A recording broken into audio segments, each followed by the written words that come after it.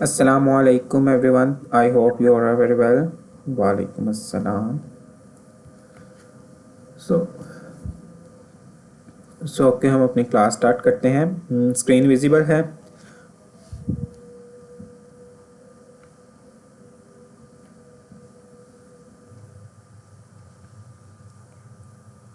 Okay okay आज हम Python के अंदर हमारे पास डिक्शनरी क्या है, डिक्शनरी का क्या कॉन्सेप्ट है, उस कॉन्सेप्ट को हम लोग समझेंगे, अंडरस्टैंड करेंगे कि किस तरह से डिक्शनरी क्रिएट की जाती है, किस तरह से पाइथन उसको कंसीडर करता है कि ठीक है ये हमारे पास क्या है, डिक्शनरी है।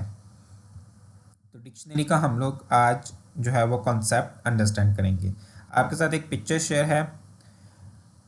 पाइथन में हम डिक्शनरी डिक्लेयर करते हैं यानी कि क्रिएट करते हैं कर्ली ब्रेसेस का यूज़ करते हुए। जिस तरह हमने कहा कि स्ट्रिंग डबल सिंगल या ट्रिपल कॉट्स के अंदर चाहे फिर वो नंबर्स भी क्यों ना हो, पाइथन उसको कंसीडर स्ट्रिंग ही करेगा।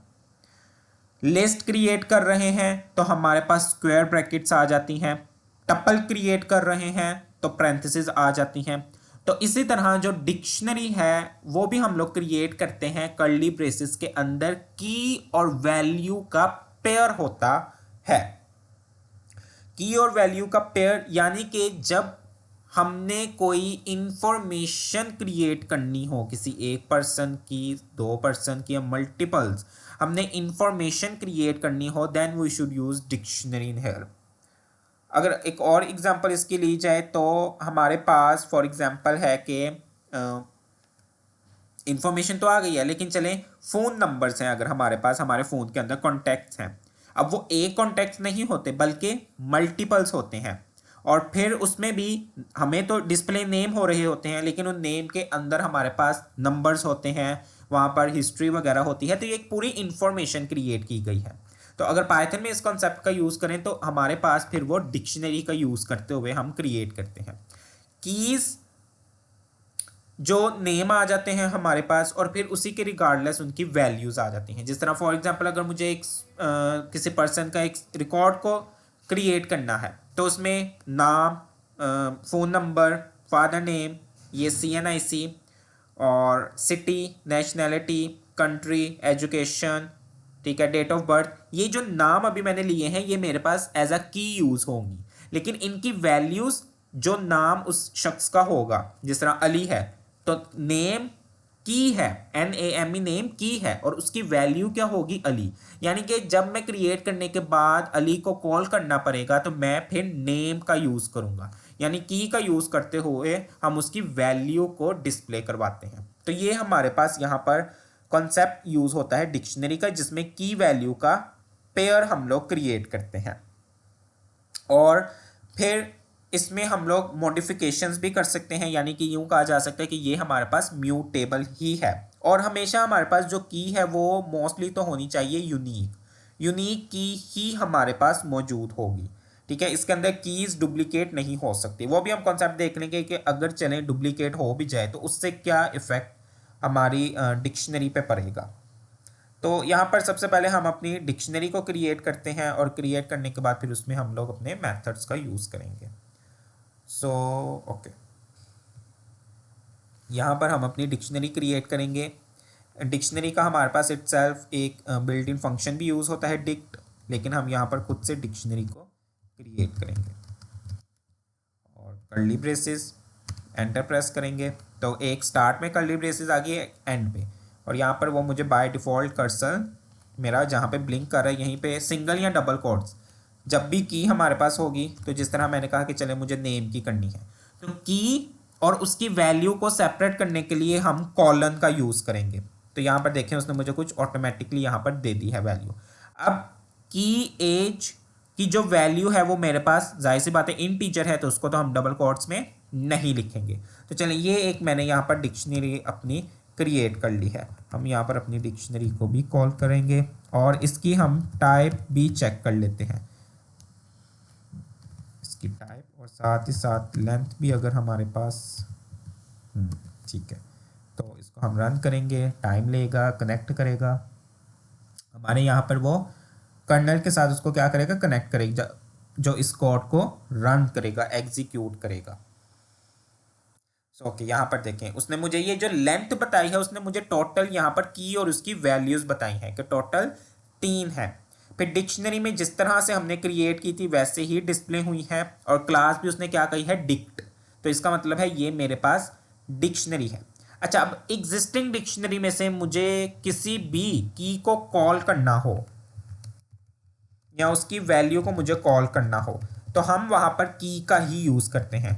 डिक्शनरी यहाँ पर मैं वेरिएबल नेम लिखूँगा और कर्ली ब्रेसेस में, सॉरी, स्क्वायर ब्रैकेट में मैं वेरिएबल नेम पास करूँगा। जिस तरह फॉर एग्जांपल मुझे एज की वैल्यू को चेक करना है, तो वैल्यू एज मैंने यहाँ पर की लिखी है, लेकिन आउटपुट में मेरे पास उसकी वैल्यू आएगी। तो एक मेथड ये है आउटपुट में डिस्प्ले करवाने का, गेट करने का अपनी वैल्यू को की के अकॉर्डिंग। और कुछ हमारे पास यहाँ पर फिर बिल्ट इन फंक्शन भी यूज़ होते हैं, जिसमें एक हमारे पास है get. Get built in function में वेरिएबल नेम और डॉट गेट, इसके पैरेंथेसिस में हम की यहाँ पर पास करेंगे। अब मैंने जैसे यहाँ पर की पास की है नेम, तो जाहिर सी बात है नाम मेरे पास मौजूद है फारूक, तो वो डिस्प्ले हो जाएगा। लेकिन फॉर एग्जांपल मैंने ऐसी की पास कर दी है जो मेरी डिक्शनरी में एग्जिस्ट ही नहीं करती।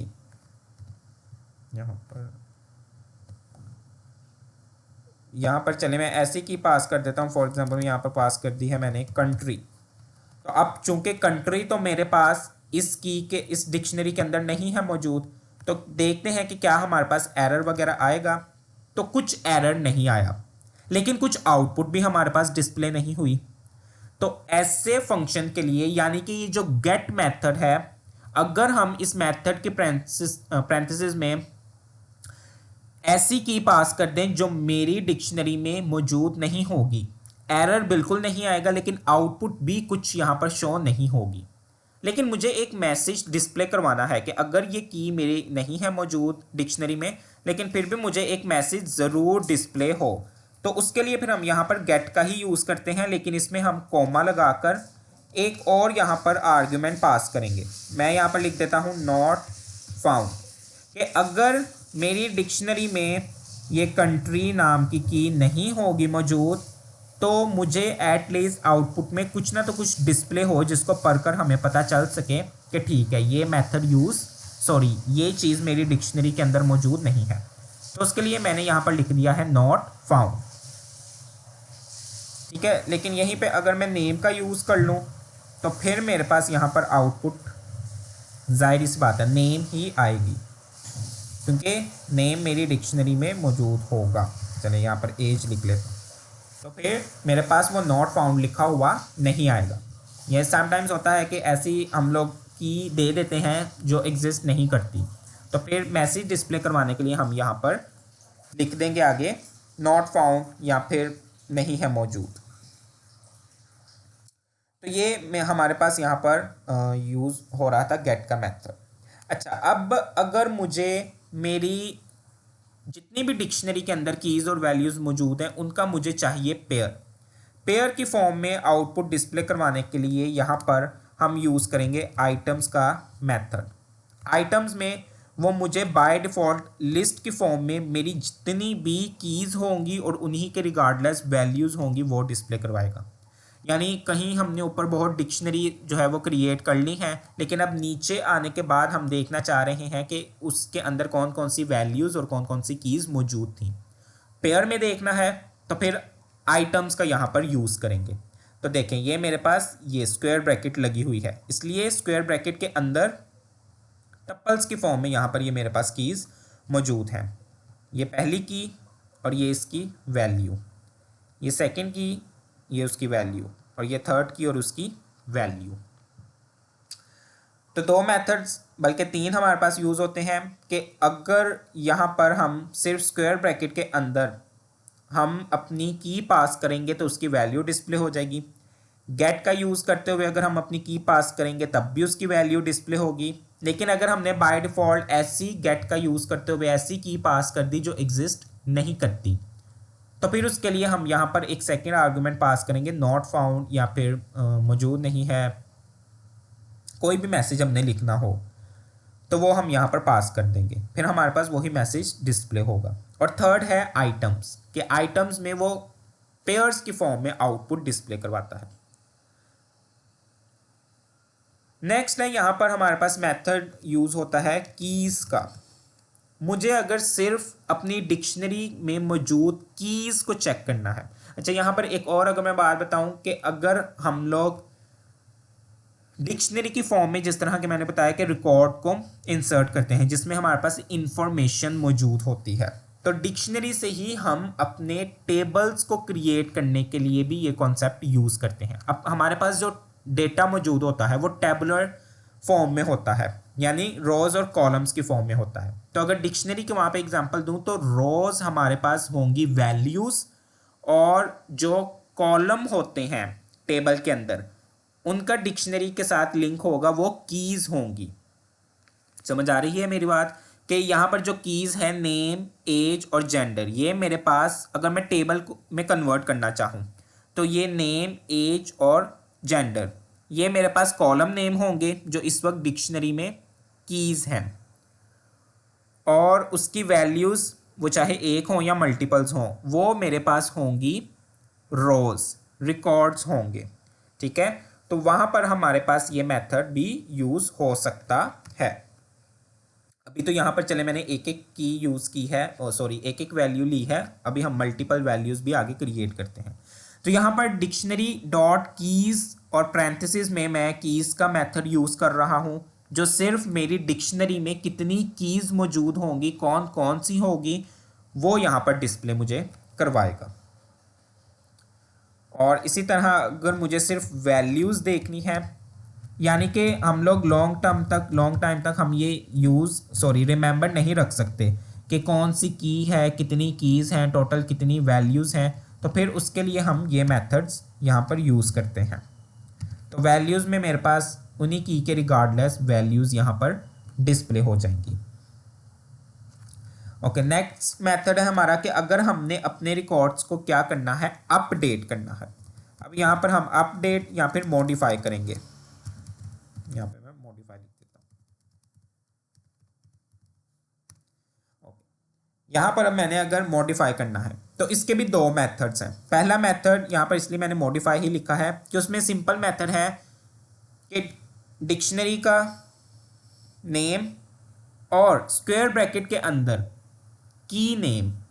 अब अगर एक की मेरे पास मौजूद है पहले से डिक्शनरी में, जिस तरह के एज पहले से मौजूद है और एज की वैल्यू क्या थी 23, लेकिन अब मैं एज की वैल्यू करना चाह रहा हूँ 24, तो चूंकि अगर ये वाली की मेरे पास पहले से मौजूद होगी तो वो उसकी वैल्यू को चेंज कर देगा। जिस तरह यहाँ पे 23 थी, मैंने अब सेट कर दिया है 24। इसको एग्जीक्यूट करेंगे तो देखें, अब उसने मुझे बताया है कि अब मेरी एज क्या है डिक्शनरी के अंदर 24, जबकि पहले क्या थी 23। लेकिन अगर मैं ऐसी की पास कर दूं, यहां पर चले, यहां पर मैंने अब लिख दिया है सिटी, और सिटी यहां पर मैंने दे दिया, लाहौर दे देते हैं, सिटी मैंने यहां पर दे दिया लाहौर। तो अब चूंकि मैं डिक्शनरी वेरिएबल नेम जो है उसके अंदर मेरे पास इस वक्त 3 कीज और वैल्यूज मौजूद हैं, नेम, एज और जेंडर। अब सिटी की मेरे पास नहीं है मौजूद, तो अगर मेरी इस डिक्शनरी के अंदर ये वाली की और उसकी वैल्यू पहले से मौजूद नहीं होंगी तो फिर वो क्या करेगा, मेरी डिक्शनरी को अपडेट कर देगा। वो इस सिटी वाले की को और उसकी वैल्यू को क्या करेगा, ऐड कर देगा, और वो ऐड भी बाय डिफ़ॉल्ट एंड से ही करेगा। तो यहाँ पर देखें, पहले मेरे पास ये 3 कीज़ थी, अब कितनी हो गई हैं 4 कीज़। तो ये वाला मेथड हमारे पास अपडेट का यहाँ पर यूज़ होता है। क्या हुआ, किस चीज़ पे आपने नो कहा है?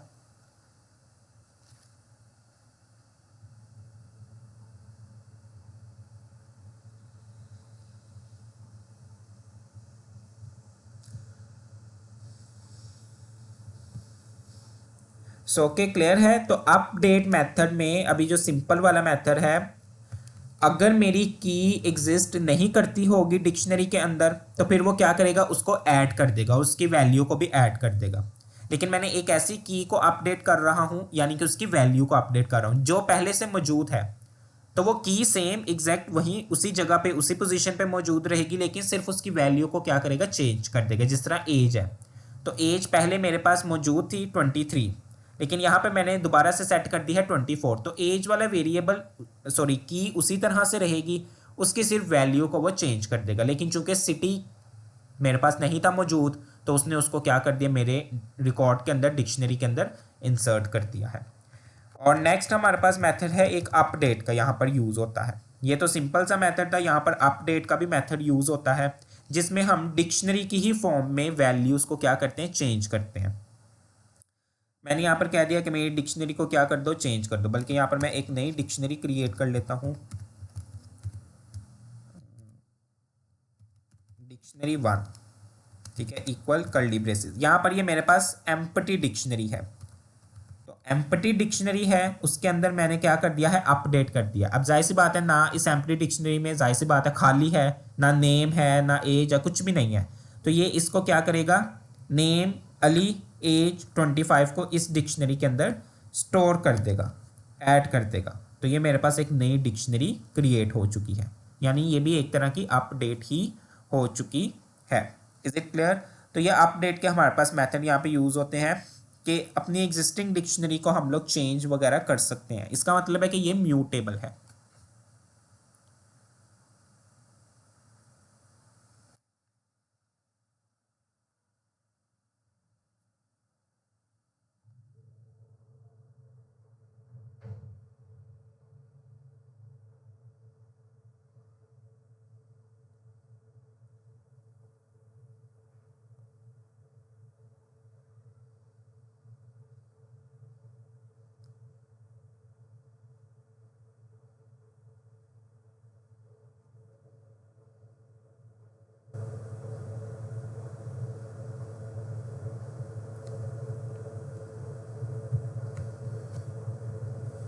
तो ये डिक्शनरी का कॉन्सेप्ट जो मैंने बताया है वो क्लियर है। इसमें जो है वो बिल्कुल भी मुश्किल चीज़ नहीं है। डिक्शनरी का हम यूज़ करते हैं जब हम कोई इंफॉर्मेशन, कोई रिकॉर्ड्स को स्टोर करते हैं, तो फिर हम डिक्शनरी का वहाँ पर कॉन्सेप्ट यूज़ करते हैं। ठीक है, अभी मैंने एक ही वैल्यूज़ ली थी, यानी कि की तो एक ही होती है, उसकी मल्टीपल्स वैल्यूज़ भी हो सकती हैं, लेकिन यहाँ पर अभी मैंने एक ही वैल्यू ली है।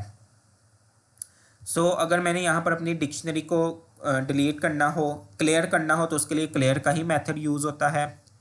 एक हमारे पास पॉप भी यूज़ होता है, और पॉप में वो क्या करेगा, बाय डिफ़ॉल्ट एंड से उसको क्या कर देगा, हमारी डिक्शनरी और उसकी की को, सॉरी, हमारी डिक्शनरी के अंदर मौजूद की और उसकी वैल्यू को वो रिमूव कर देगा। अगर मैं पॉप की पैरेंथेसिस में कोई भी की नहीं पास करता, तो फिर वो बाय डिफ़ॉल्ट एंड वाली को ख़त्म कर देगा। ठीक है, जिस तरह यहाँ पर है, यहाँ पर उसने मुझे कहा है एज, लेकिन अगर यहाँ पर मैं अब दे दूँ नेम, तो फिर वो नेम और उसकी वैल्यू अली को क्या करेगा, मेरी डिक्शनरी में से रिमूव कर देगा। अब अगर यहाँ पर मैं देखूँ कि डिक्शनरी 1 में मेरे पास क्या मौजूद है, तो वो सिर्फ मुझे यहाँ पर एज बता देगा। ठीक है, और पॉप आइटम भी हम यहाँ पर यूज़ करते हैं, वो भी की और उसकी वैल्यू को रिमूव करने के लिए यूज़ होता है। अब यहाँ पर हम मल्टीपल्स वैल्यूज़ के साथ क्रिएट करते हैं।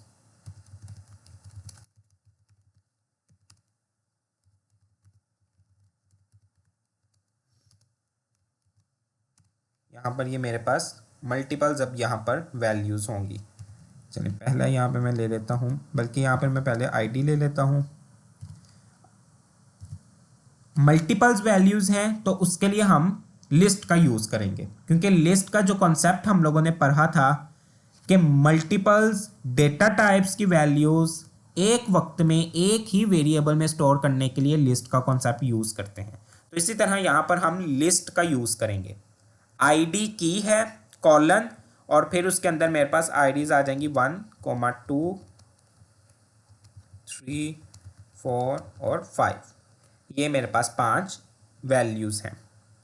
अच्छा, अब अगर हमारे पास एक की और उसकी वैल्यू के बाद आगे फर्दर और भी कीज़ मौजूद हों, तो फिर हम प्रीवियस की वैल्यू के बाद कॉमा लगाते हैं, जिस तरह यहाँ पर हमने कॉमा लगाया था, यहाँ पर ये कॉमा लगाया है, तो इसी तरह हम यहाँ पर भी कॉमा लगाएंगे। और कॉमे के बाद हम एंटर करेंगे। अब नेक्स्ट की आ जाएगी। चलें, नेक्स्ट की यहाँ पर मैंने नेम ले ली, कॉलन और यहाँ पर स्क्वायर ब्रैकेट, क्योंकि मेरे पास जब मल्टीपल्स आईडीज की वैल्यूज़ मौजूद हैं तो नेम की भी मल्टीपल्स ही होंगी। तो यहाँ पर मैं नेम लिख लेते हैं हम।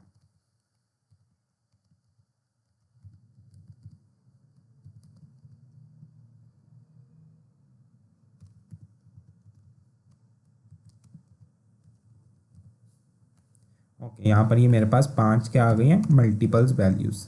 फिर इसी तरह एज ले लेते हैं। तो ये ही कॉन्सेप्ट हमारे पास यूज़ होता है जब हमने मल्टीपल्स वैल्यूज़ को क्या करना हो, क्रिएट करना हो।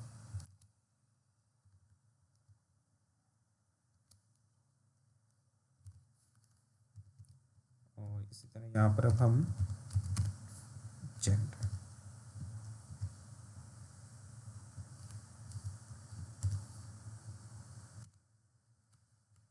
चल यहाँ पर ये हमारे पास डिक्शनरी आ चुकी है।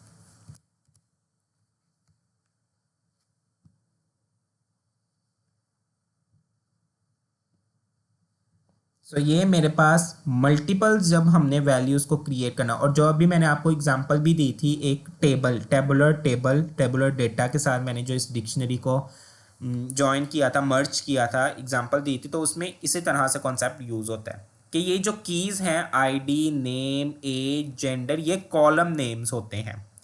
और मल्टीपल्स रिकॉर्ड्स हों तो ये जो 1 2 3 ये मेरे पास 5 रोज क्रिएट हो रही हैं।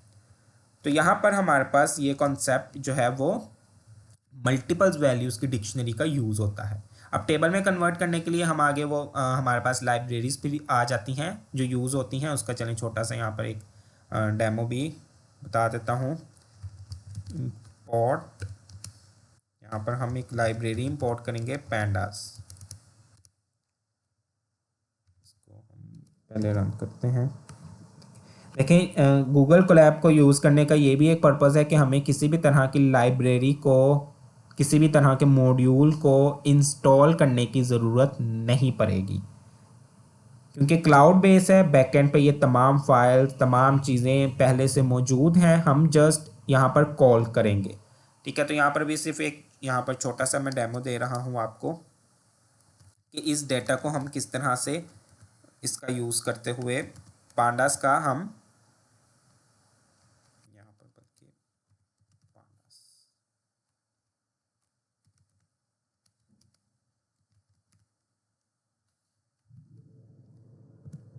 डिक्शनरी 2, इसको हम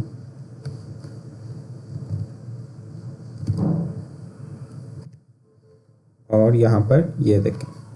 अब ये जो मैंने डिक्शनरी में रिकॉर्ड एक तरह का क्रिएट किया था, ये आईडीज, नेम, एज, जेंडर, मैंने कहा था ये जो कीज़ हैं ये क्या होंगी, हमारे पास कॉलम नेम्स होंगे। तो ये देखें, ये कॉलम नेम्स हैं।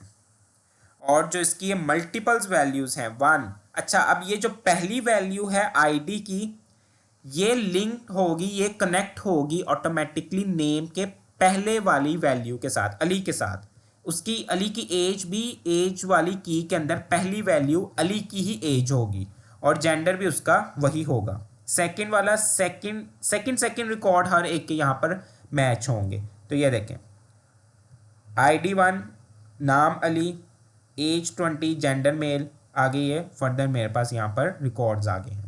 तो अभी मैंने बताया था कि डिक्शनरी का कॉन्सेप्ट पाइथन में इसलिए भी यूज़ करते हैं कि हम लोग छोटे से छोटे डेटा को क्रिएट करने के बाद उसको ऑटोमेटिकली टेबुलर फॉर्म में, टेबुलर डेटा में हम उसको कन्वर्ट कर सकते हैं। तो वहाँ पे भी हमारे पास ये डिक्शनरी का ही कॉन्सेप्ट यूज़ होता है। बहुत ईजी है, छोटा सा कॉन्सेप्ट है, कोई इसमें हमारे पास मुश्किल चीज़ नहीं है।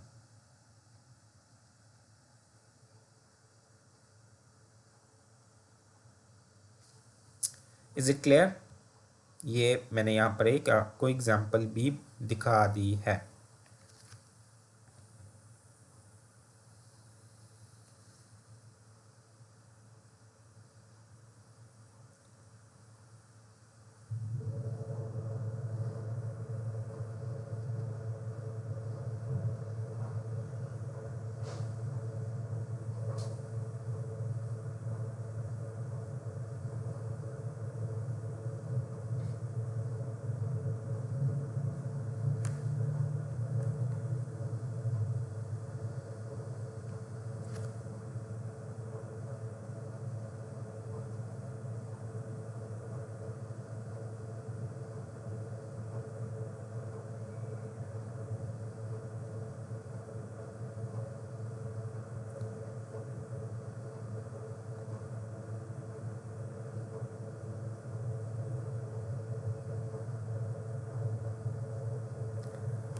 Is it clear?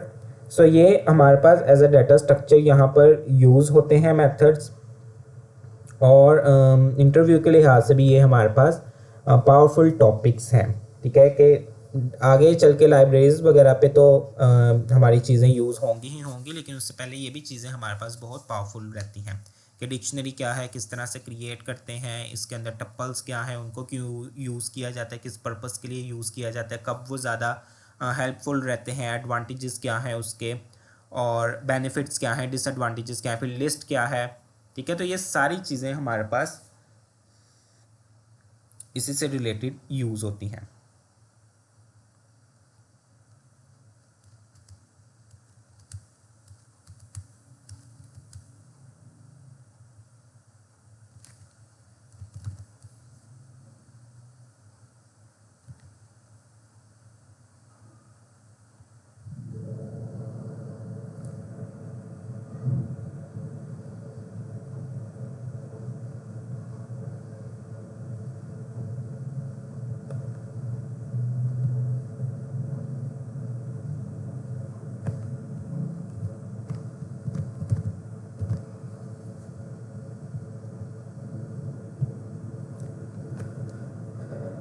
क्लास में ही मौजूद हैं, मुझे उम्मीद है।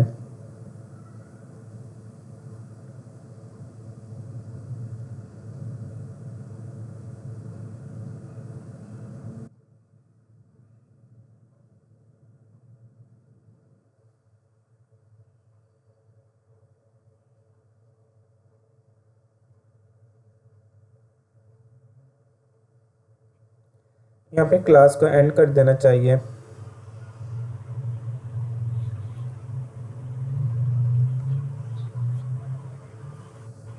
Yes, sir. We are available. लेकिन नहीं, वो या तो मुझे था कि शायद कहीं सदमे में ना चले गए हों, कोई नई चीज़ या डिफ़िकल्ट चीज़ मैंने बता दी है, क्योंकि कोई जो है वो रिस्पॉन्स नहीं है। Okay, what ever.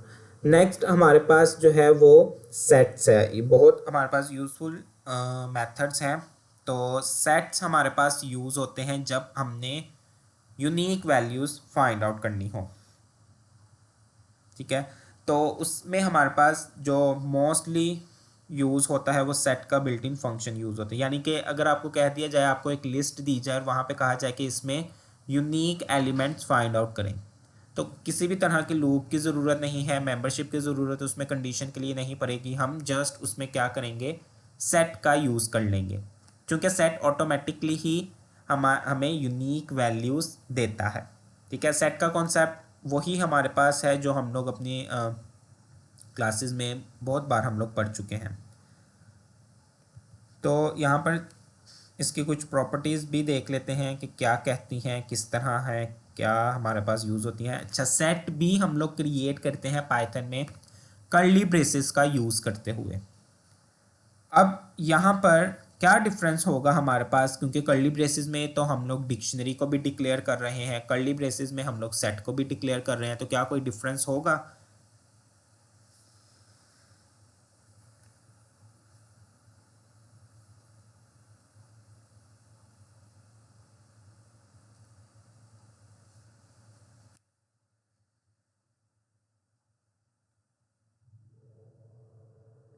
तो यहाँ पर हमारे पास दोनों में डिफरेंस ज़रूर होगा, क्योंकि जो हमारे पास डिक्शनरी है, अभी हमने बात की कि डिक्शनरी में की और उसकी वैल्यू होती है।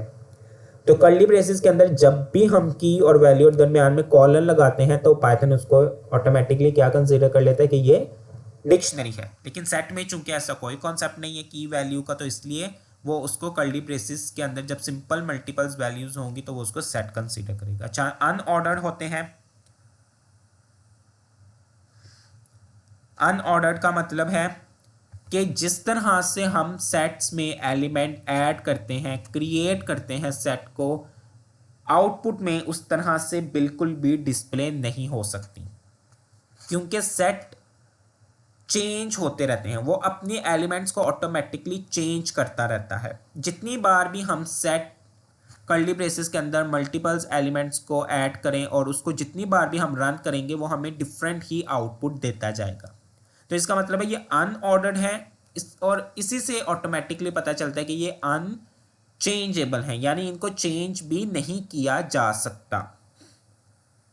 और इसमें इंडेक्स का भी फिर कॉन्सेप्ट बिल्कुल भी यूज़ नहीं होगा, क्योंकि इंडेक्स का कॉन्सेप्ट हम तब यूज़ करते हैं जब एक चीज़ हमारे पास स्टेबल रहे, हमारे पास वो चेंजेबल रहे, हमारे पास वो ऑर्डर्ड रहे। लेकिन सेट चूंकि अनऑर्डर्ड है तो इसका मतलब है इस पर इंडेक्स भी वर्क नहीं करता। और हेट्रोजीनियस तो है ही है, क्योंकि हर तरह के डाटा टाइप के एलिमेंट्स आ सकते हैं। और डुप्लीकेशन अलाउ इसमें नहीं है, यूनिक वैल्यूज़ इसमें मौजूद होती हैं। तो ये हम सेट की डिक्लेरेशन यहाँ पर देखते हैं किस तरह से सेट को क्रिएट किया जा सकता है।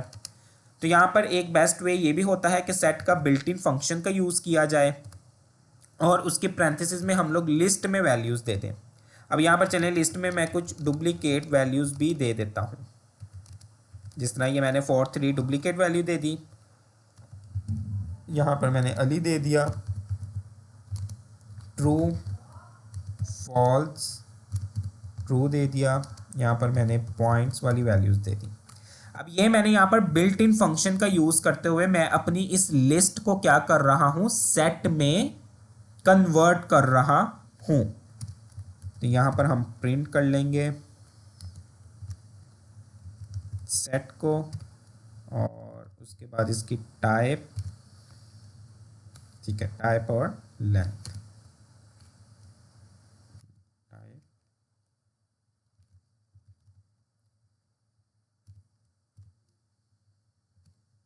इसकी हम लेंथ चेक कर लेंगे।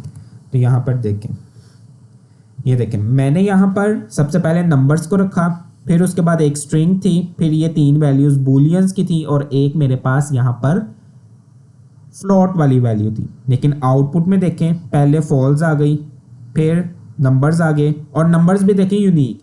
मैंने यहाँ पर 3 4 डुप्लीकेट दिए थे लिस्ट के अंदर, लेकिन चूंकि लिस्ट से मैं उसको सेट में कन्वर्ट कर रहा था, टाइप कास्टिंग कर रहे थे हम। तो यहाँ पर मैंने 4 3 मल्टीपल्स टाइम दी है, लेकिन उसने मुझे आउटपुट में यूनिक ही वैल्यूज़ दी हैं। और टोटली इसकी जो वो रेंज है, वो टोटली इसके ऑर्डर्स जो चेंज है, इसका मतलब ये प्रॉपर्टी जो पहली हमने पढ़ी अनऑर्डर्ड की, वो भी यहाँ पर सेटिस्फाई होगी कि बिल्कुल सेट्स जो हैं वो अनऑर्डर्ड होते हैं हमारे पास। टाइप चेक की तो उसने क्या बताया, सेट ही है। सेकंड प्रॉपर्टी जो थी यूनिक एलिमेंट्स होने चाहिए, तो वो भी यहाँ पर सेटिस्फाई होगी कि बिल्कुल यूनिक एलिमेंट सेट में मौजूद होंगे। तो यहाँ पर हम लिख देते हैं इसकी प्रॉपर्टी एक अनऑर्डर्ड,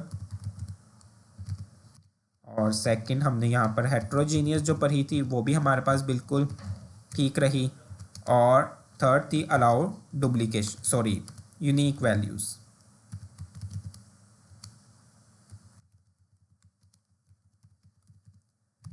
तो ये हमारे पास तीनों जो प्रॉपर्टीज थी वो सेटिस्फाई रही हैं।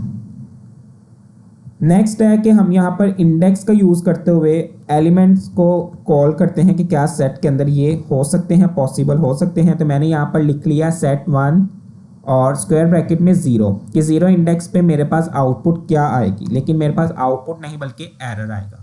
और एरर क्या है, set object is not a subscriptable, यानी कि ये जो मेथड है ये सेट के अंदर नहीं चल सकता, ये फॉलो नहीं होगा, इसको यूज़ नहीं किया जा सकता, क्योंकि जब उसका ऑर्डर ही नहीं करेक्ट तो फिर इंडेक्स तो ऑर्डर वाइज चलते हैं 0 1 2 3, तो सेट के अंदर ये चीज़ हमारे पास इम्प्लीमेंट नहीं होती। नेक्स्ट हमारे पास थी एक थी इम्यूटेबल की, कि क्या वैल्यूज़ चेंज हो सकती हैं, वो यहाँ पर अब हम इम्प्लीमेंट करके देखते हैं। मैं यहाँ पर चलें लिख लेता हूँ 1 और इक्वल के बाद मैं यहाँ पर लिख लेता हूँ कि अली ऐड कर दो। चूँकि ये पॉसिबल ही नहीं है, ये काम इस तरह का इस पर इम्प्लीमेंट नहीं हो सकता। तो इसका मतलब है इस तरह से हम लोग इंडेक्स वाइज तो इसको चेंज नहीं कर सकते। ठीक है, तो सेट का जो मोस्टली हम लोग यूज़ करते हैं वो values, unique values find out करने के लिए हम लोग सेट्स का यूज़ करते हैं। बट इसके अंदर कुछ सेट्स के ऑपरेशंस इम्प्लीमेंट होते हैं, ऐड करना, अपडेट करना, वो हमारे पास इम्प्लीमेंट हो सकते हैं। रिमूव हम लोग कर सकते हैं, डिस्कार्ड कर सकते हैं। लेकिन ये जो इंडेक्स वाइज चेंज करना था, मॉडिफाई करना था, ये वाला टास्क हमारे पास परफॉर्म नहीं हो सकता। और फिर जो सेट के हम लोग एक कॉन्सेप्ट पढ़ते थे, यूनियन, इंटरसेक्ट, ठीक है, अगर याद हो तो वो भी हम यहाँ पर इम्प्लीमेंट कर सकते हैं। यूनियन में सारी जो दो सेट्स होते हैं, उन दोनों सेट्स को जब हम कंबाइन करते हैं तो उसमें जो यूनिक एलिमेंट्स होते हैं वो सारे के सारे आ जाते हैं। यानी दोनों सेट में वो चाहे मौजूद हो या ना हो, लेकिन वो सारे क्या हो जाएंगे, कंबाइन हो जाएंगे। तो वो यूनियन था। और इंटरसेक्ट में क्या होता है, किसी को अगर आइडिया हो, जो क्लास में मौजूद है मेंटली भी अगर, तो इंटरसेक्शन का कोई आइडिया बता सकता है?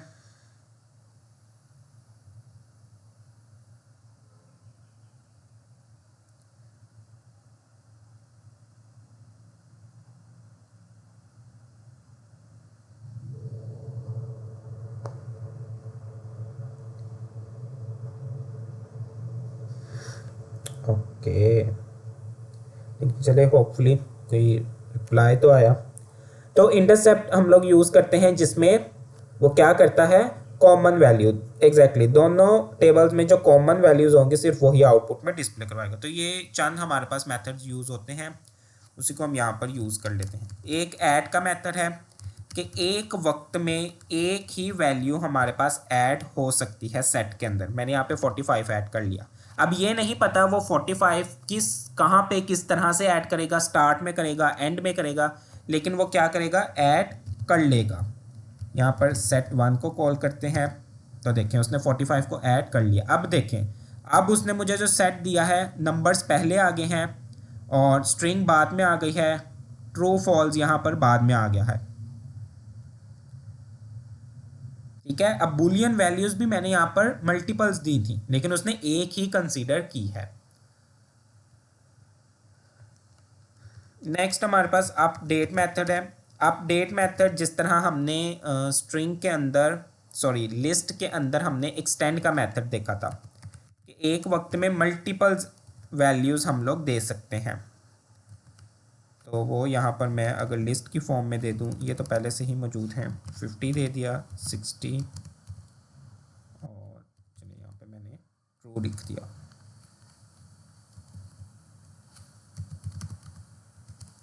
तो यहाँ पर देखें, बिल्कुल एक वक्त में मल्टीपल्स वैल्यूज़ ऐड करनी हो तो फिर अपडेट का मेथड यूज़ होगा।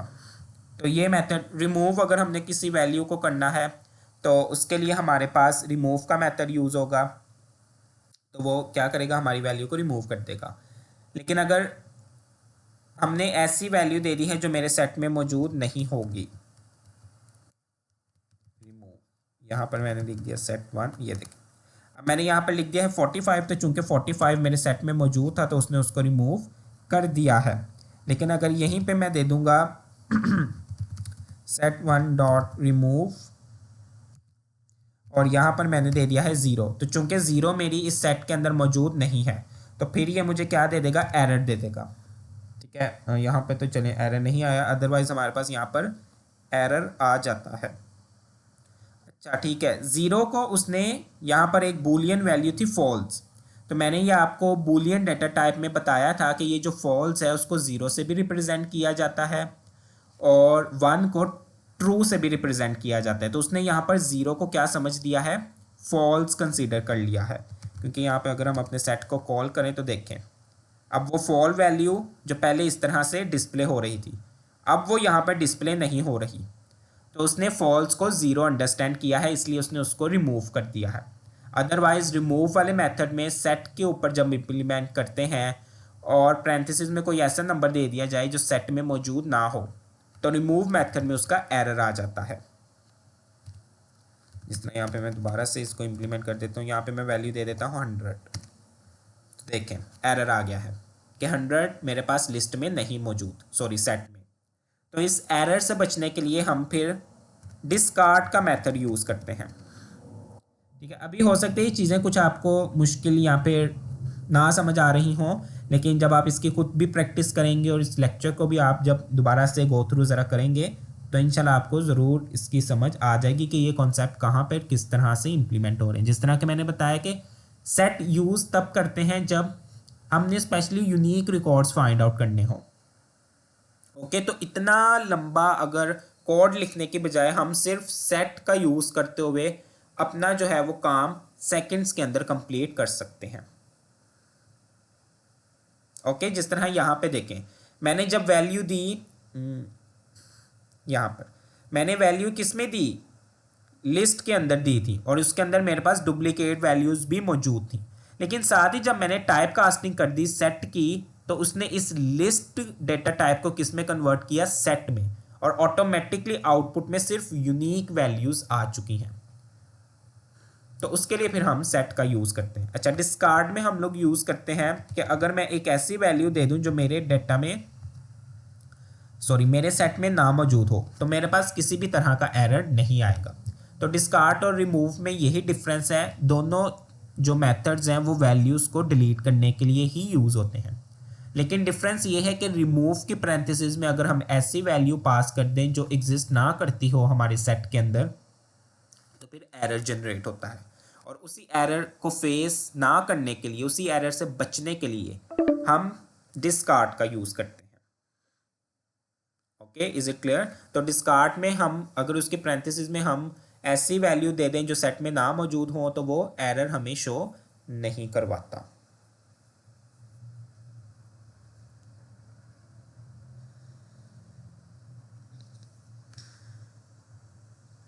और जो मेथड्स यहाँ पे मैंने यूनियन इंटरसेक्ट के बताए थे वो भी मैं आपके सामने यहाँ पे डिस्कस कर लेता हूँ। यूनियन का यहाँ पे बिल्ट इन फंक्शन भी यूज़ होता है, और उसके अलावा हम यहाँ पर यूनियन के लिए सिंबल एक यूज़ करते हैं जो बिट वाइज और का यूज़ किया था, ये वाला सिंबल यूनियन के लिए बिट वाइज और का। ठीक है, ये भी हम यहाँ पर यूज़ कर सकते हैं। तो यहाँ पर चले मैं कुछ वैल्यूज़ ले लेता हूँ, 6, और एक और सेट है सेट 3, इसके अंदर भी मेरे पास कुछ सेम वैल्यूज़ हो जाएंगी, कुछ चेंज हो जाएंगी। सो प्रिंट सेट 2, अच्छा डॉट यूनियन भी हम यूज़ कर सकते हैं, और डॉट यूनियन की फिर पैरेंथेसिस में यहाँ पे मैं सेट 3 पास करूँगा। तो दोनों सेट्स में जो सेम वैल्यूज़ होंगी वो तो एक ही बार आएंगी, लेकिन जो दोनों सेट में से एक सेट में भी अगर मौजूद नहीं होगी, जिस तरह 7, 8, 9 ये सेट 2 में मौजूद नहीं है, लेकिन यूनियन क्या करता है, इनको कंबाइन कर देता है। वो कह देता है कोई बात नहीं, इन सबको क्या कर दो, कंबाइन कर दो। तो कंबाइन करने के बाद आउटपुट में जो एक सेल हमारे पास यहाँ पर डिस्प्ले हो जाता है।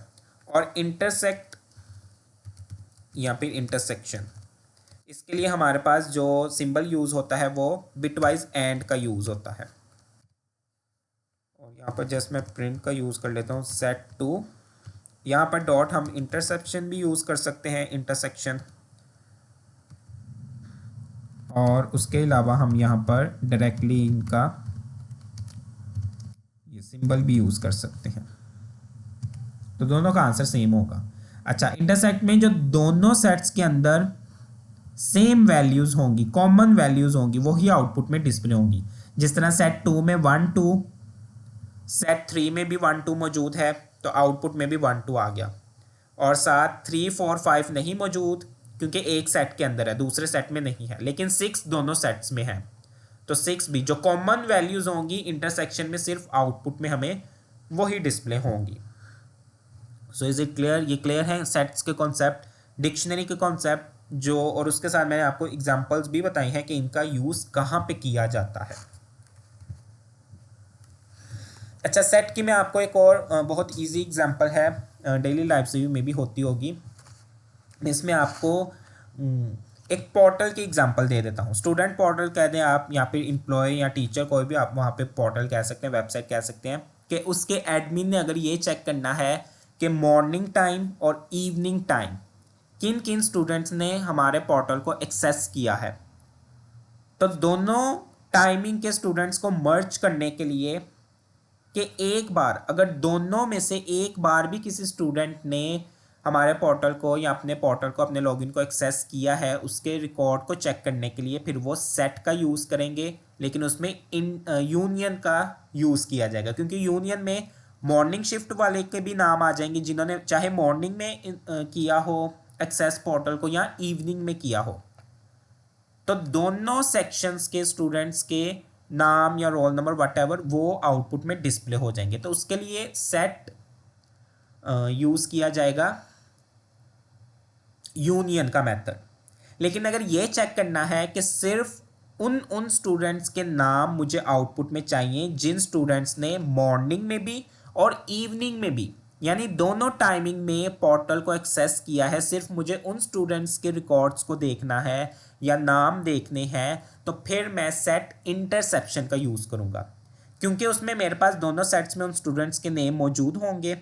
तो फिर इंटरसेक्शन का यूज़ करते हुए जो से दोनों सेट्स में कॉमन नेम होंगे वही आउटपुट में मुझे डिस्प्ले होंगे।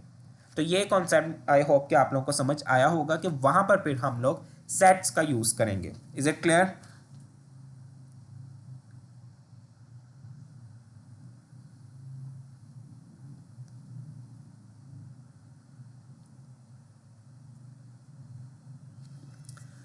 यही कॉन्सेप्ट थे हमारे पास आज की क्लास के। तो इसकी प्रैक्टिस ज़रूर कीजिएगा। इंशाल्लाह जो है वो दोबारा से मैं अपनी बात रिपीट करूँगा। लास्ट टाइम मुझे याद नहीं रहा तो आपके साथ मैं आपके साथ मैं असाइनमेंट शेयर कर देता हूँ जो कि लिस्ट और कंडीशनल फॉर्मेटिंग की है। बहुत इजी क्वेश्चंस हैं तो आप उसको ज़रूर कीजिएगा। फिर नेक्स्ट जो डिक्शनरी यहाँ पे इससे रिलेटेड होगी असाइनमेंट तो वो आपकी प्रैक्टिस के लिए उसको ज़रूर आपके साथ शेयर करूँगा। तो ज़रूर उसकी प्रैक्टिस किया करें, वो आपके कॉन्सेप्ट को और ज़्यादा स्ट्रॉन्ग बिल्ड करने के लिए ही होती हैं।